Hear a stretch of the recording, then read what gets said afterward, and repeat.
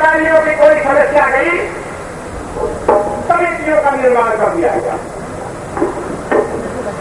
एक प्रत्यक्ष उदाहरण है, 11 दिन तक हमने पिछले मुलायम सिंह जी की सरकार के समय में क्या कर दिया भाई,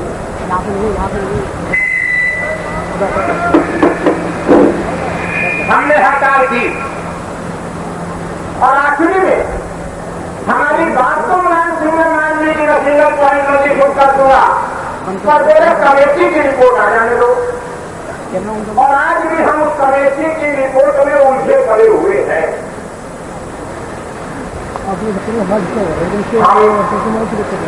बिक्री कर की सरलीकरण के संबंध में माननीय राजनीति के साथ, प्रदेश के अधिकारियों के साथ अनेक बैठकें कर चुके, विचार विमर्श कर चुके। और मान्यवर मैं एक बात कहना चाहता हूं,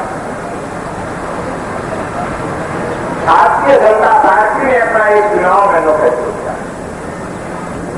और उस चुनाव मैनिफेस्टो में ये कहा गया था कि हम पड़ोसी राज्यों के बराबर बिक्री कर की दरें करेंगे। लोकप्रिय सरकार,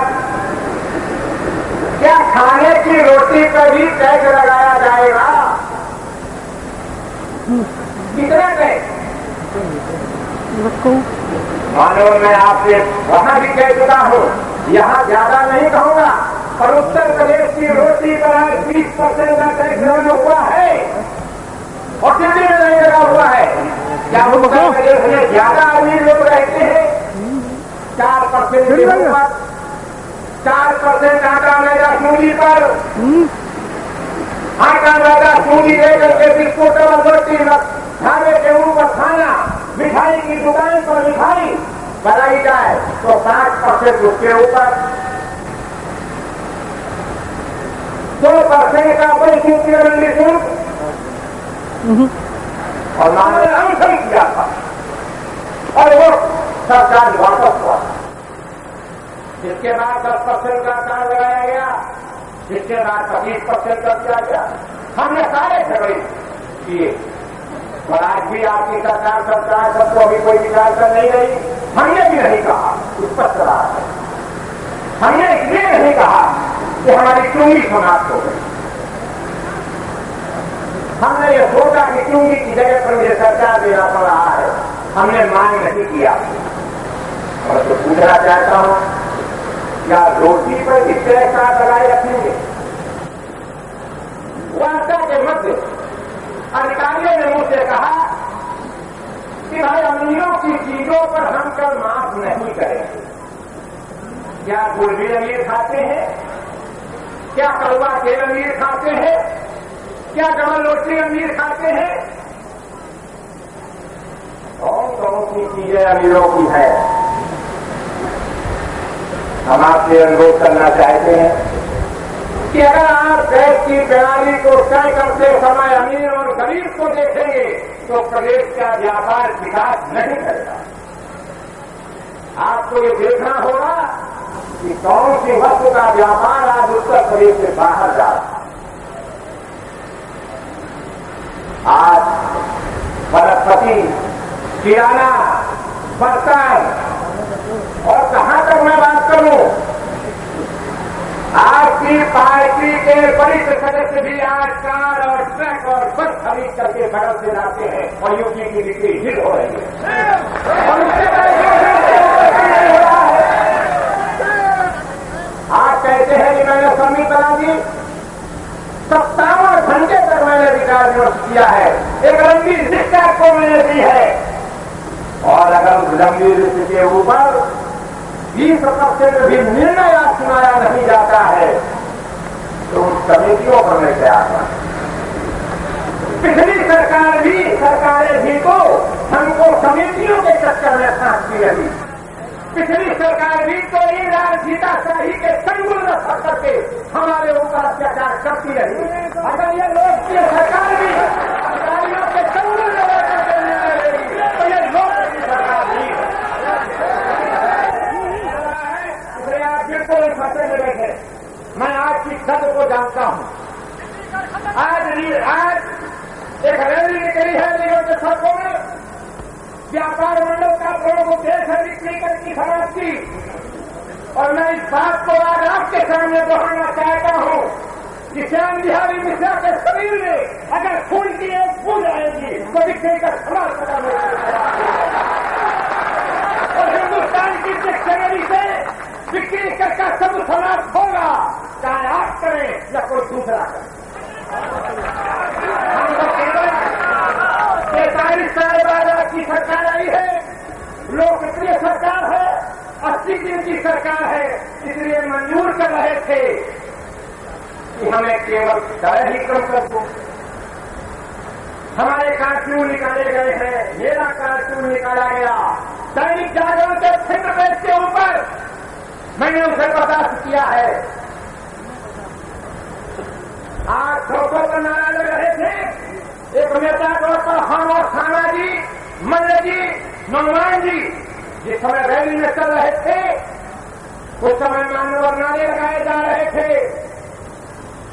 मुझे तो सम्मान चाहिए, नहीं किसी का एहसान चाहिए। उसमें नारे लगाए जा रहे थे, भाजा पावादा निभाओ, बिक्री कर को तुरंत हटाओ। उसमें नारे लगाए जा रहे थे हमारी ओर हाथ करके और थाना जी की ओर हाथ करके कि ईद के ईद बजा देंगे, बिक्री कर हटवा देंगे। उसमें नारे लगाए जा रहे थे बिक्री कर यदि नहीं हटा तो खून रहेगा सड़कों पर। आज का नारा है ये, पुराना नहीं। उसमें नारे लगाए जा रहे थे व्यापारी अब डट के रहेगा, बिक्री का अब हट के रहेगा। जहां व्यापारियों की ये भावनाएं हो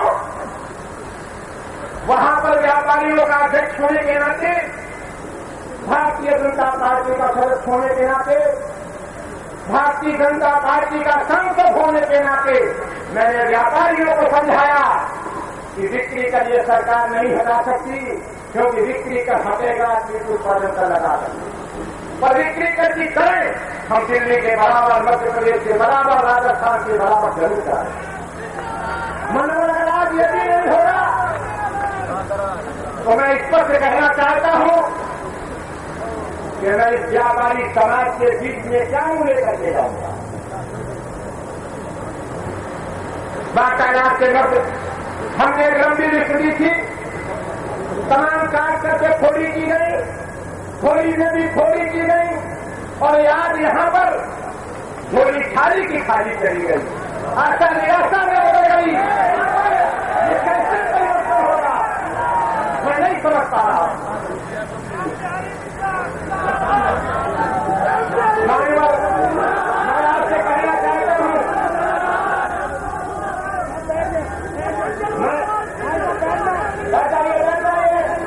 मैं आपसे विनम्रतापूर्वक निवेदन करना चाहता हूं कि कमेटी बनी है, कमेटी बनाइए, सारी चीजें कमेटी में ले जाइए। और कुछ चीजें जिनके से व्यापार बिल्कुल डायरेक्ट प्रभावित हो रहा है, उसमें व्यापारी समाज की क्या स्थिति है। नंबर आज आपकी सरकार केवल 4 चीजें बांट रही है प्रदेश में। राशन की दुकान में शक्कर, गेहूं, मिट्टी का तेल, कंट्रोल का कपड़ा, केवल 4 चीजें। और 4 चीजों को बांटने में प्रदेश में 3 तो खाद्य मंत्री हैं, खाद्य सचिव हैं, अंदर सचिव हैं, ज्वाइंट सचिव हैं, बड़ी भारी फौज है एक लखनऊ में, फिर ADM ration, DFO, supply inspector, RSP, एक लंबी फौज। और तब भी ईद की शक्कर और होली की शक्कर होली और ईद के बाद बढ़ती है। और हम व्यापारी आप समझ रहे हैं, मैं जानता हूं, हम व्यापारी 24 घंटे मेहनत करके रात को 12 बजे हिमालय की चोटी के ऊपर, हिमालय की चोटी के ऊपर जनवरी के महीने में रात को 12 बजे रिक्शे वाले को आटा देता हूं, कहता हूं ले जाओ, आओगा। अगर उसके पास पैसा नहीं होता है तो उधार देता हूं। आज की राशन की दुकान में 2 पैसे उधार होते हैं, धक्का कर जाते हैं। ऐसे व्यापारी समाज की जवान का कोई विश्वास आपकी सरकार नहीं कर रही है। लाल फीताशाही के चक्कर में पड़ी हुई है। लाल फीताशाही कैसे कानून बनाना चाहती है। अगर आप गलत काम कर देंगे, मैं तो आज स्पष्ट कहना चाहता हूं 1300 करोड़ रुपया सरकारी राजस्व उड़ा रहा है और 1000 करोड़ रुपया अधिकारियों की जेब में घूस आ जा रहा है। अगर आप सरल कम कर देंगे, हम ये चाहते हैं कि जो हम घूस का पैसा दे रहे हैं वो हम आपके खजाने में दें। मैं गारंटी देना चाहता हूं और आज से बड़ी विनम्रतापूर्वक आग्रह करना चाहता हूं और थाना जी के उपाध्यक्ष के नाते नहीं, भारतीय जनता पार्टी के महामंत्री के नाते आग्रह करना चाहता हूं। कमेटी के चक्कर में मुझे मत फंसिए। जो चीजें अभी प्रारंभिक स्तर पर तय हुई हैं, इनकी घोषणा 15 दिन के अंदर कर दीजिए। अगर आज का राजस्व कम होगा तो ये व्यापारी समाज, हमारा ये साहूकार, ये सारा पैसा है।